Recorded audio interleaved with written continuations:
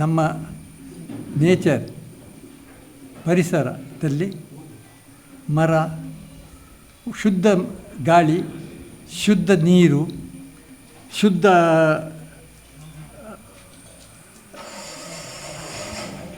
ಪರಿಸರ ಮತ್ತು ಶುದ್ಧ ಒಳ್ಳೆಯ ಕಾಡುಗಳು, ಇದೆಲ್ಲ ನಮಗೆ ನಮ್ಮ ಹಿರಿಯರಿಂದ ಉಂಬಳಿಯಾಗಿ ಬಂದಿದೆ.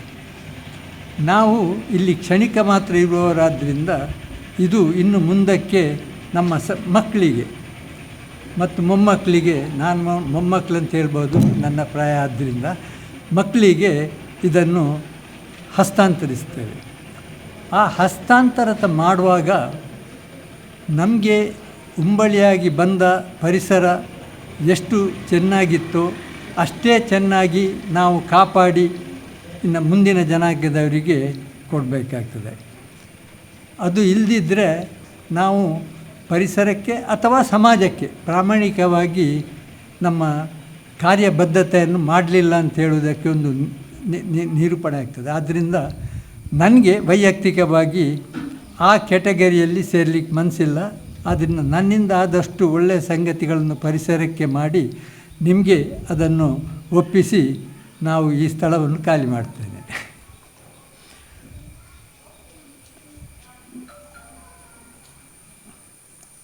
ಮತ್ತೊಂದು ಹೇಳುವುದಾದರೆ, ಈ ಪರಿಸರವನ್ನು ಕಾಪಾಡಲಿಕ್ಕೆ ನಮ್ಮಿಂದ ಎಷ್ಟು ಸಾಧ್ಯ ಉಂಟ ಅಷ್ಟನ್ನು ನಾವು ಕ್ರಮಬದ್ಧವಾಗಿ ಕಾನ್ಷಿಯಸ್ಲಿ ಮಾಡುವುದು ನಮ್ಮ ಕರ್ತವ್ಯ. ನಾವು ಪರಿಸರದಲ್ಲಿ ಎಷ್ಟೋ ನ್ಯೂನತೆಗಳು ನಾವು ಕಂಡು ಬರ್ತೇವೆ.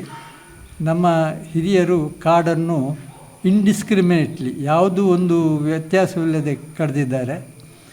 ಮತ್ತು ವಾಹನಗಳಿಂದ ಅಟ್ಮಾಸ್ಫಿಯರ್ ಕಲುಷಿತವಾಗಿದೆ. ಕಾರ್ಖಾನೆಗಳು ಮಲಿನವನ್ನು ಆಕಾಶಕ್ಕೆ ಬಿಡ್ತದೆ. ಇಂಥದ್ದೆಲ್ಲ ಇನ್ನೂ ಕೆಲವು ಸಂಗತಿಗಳುಂಟು, ನಿಮಗೂ ತಿಳಿದಿರ್ಬೋದು. ಆದ್ದರಿಂದಾಗಿ ನಮ್ಮ ಪರಿಸರ ಬಹಳ ಕಲುಷಿತವಾಗಿದೆ. ಈ ಕಲುಷಿತವನ್ನು ಹೋಗಬೇಕಾದರೆ ಮಕ್ಕಳಿಗೂ ಒಂದು ಹೊಣೆ ಇದೆ. ಅವರು ಒಂದು ಸಸಿಯನ್ನು ನಟ್ಟು ಅದು ಸರಿಯಾಗಿ ಬೆಳೆಯುವ ತನಕ ನೀವು ಮತ್ತು ನಿಮ್ಮ ಪೇರೆಂಟ್ಸ್ ಸೇರಿ ಅದಕ್ಕೆ ನೀರು, ಅದಕ್ಕೆ ಬೇಕಾದ ಆರೈಕೆಯನ್ನು ಮಾಡಿ ಅದು ದೊಡ್ಡ ಹಾಗೆ ನೋಡಬೇಕು. ಅದು 2 ವರ್ಷದ ನಂತರ ಅದಕ್ಕೆ ನೀವೇನು ಮಾಡಬೇಕಾಗಿಲ್ಲ, ಅದು ತನ್ನಷ್ಟಕ್ಕೆ ಬೆಳೀತದೆ. ಆ ಒಂದು ಕೆಲಸವನ್ನು ನೀವು ಮಾಡಿದರೆ ನೀವು ಪರಿಸರಕ್ಕೆ ಬಹಳ ದೊಡ್ಡ ಉಪಕಾರ ಮಾಡಿದಾಗಾಗ್ತದೆ.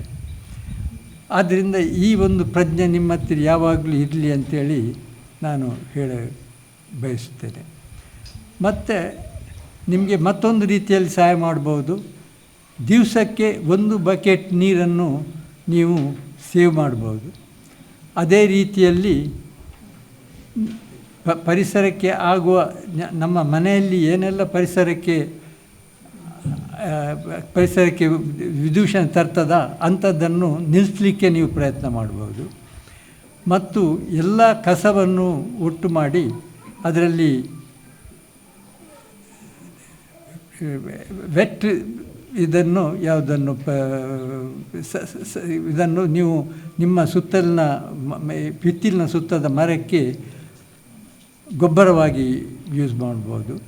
ಮತ್ತು ಈ ಕಸಗಳನ್ನು ತೆಗೆಯುವಾಗ ನಿಮ್ಮ ಪರಿಸರದಲ್ಲಿ, ನೀವು ಶಾಲೆಗೆ ಬರುವಾಗ ನಿಮ್ಮ ದಾರಿಯಲ್ಲಿ ಏನೆಲ್ಲ ಜನರು ಬಿಸಾಡಿ ಬಿಡ್ತಾರ ಅದನ್ನೆಲ್ಲ ನೀವು ಹೆಕ್ಕಿ ತಂದು ಅದನ್ನು ನೋಡಿದರೆ ಅವರಿಗೂ, ಯಾರು ಆ ಕಲುಷಿತ ಮಾಡಿದ್ದಾರೋ ಅವರಿಗೂ ಒಂದು ಅವರ ಪ್ರಜ್ಞೆ ಬರ್ತದೆ. ಅವರು ಇನ್ನು ಮಾಡುವುದನ್ನು ನಿಲ್ಲಿಸಲಿಕ್ಕೆ ಸಾಕು ಅಂಥೇಳಿ ನನ್ನ ಅನಿಸಿಕೆ.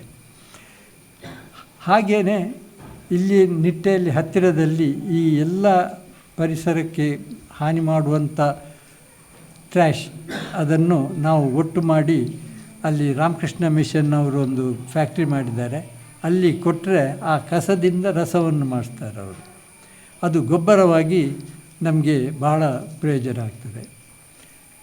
ಇಂಥ ಎಲ್ಲ ಕೆಲವು ನಮಗೆ ಸಾಮಾನ್ಯವಾಗಿ ಕಂಡಂಥ ವಿಷಯಗಳನ್ನು ನಾವು ಮಾಡಿದರೆ ಅದು ಬಹಳ ಉತ್ತಮ ಅಂಥೇಳಿ ನನ್ನ. ಹಾಗೆ ಮಾಡಿದಲ್ಲಿ ನಮ್ಮ ಪರಿಸರ ಚೆನ್ನಾಗಿ ಆಗ್ತದೆ. ಇನ್ನು ಬರುವ ಜನಾಂಗಕ್ಕೆ ಶುದ್ಧ ನೀರು, ಶುದ್ಧ ವಾಯು, ಶುದ್ಧ ಅಟ್ಮಾಸ್ಫಿಯರ್ ಸಿಗ್ತದೆ. ಆದ್ದರಿಂದ ನಿಮ್ಮ ಆರೋಗ್ಯವೂ ಒಳ್ಳೆಯದಾಗ್ತದೆ ಮತ್ತು ನಿಮ್ಮಿಂದಾಗಿ ನಿಮ್ಮ ಹತ್ತಿರದವರ ಆರೋಗ್ಯವು ಚೆನ್ನಾಗಿ ಆಗ್ತದೆ. ಅದನ್ನು ನೀವು ಕಾರ್ಯಯುತವಾಗಿ ಮಾಡಬೇಕಂತೇಳಿ ಒಂದು ವಿನಂಬನೆಯನ್ನು ಮಾಡಿ ನನ್ನ ಈ ಮಾತನ್ನು ಕೊನೆಗಾಣಿಸ್ತೇನೆ.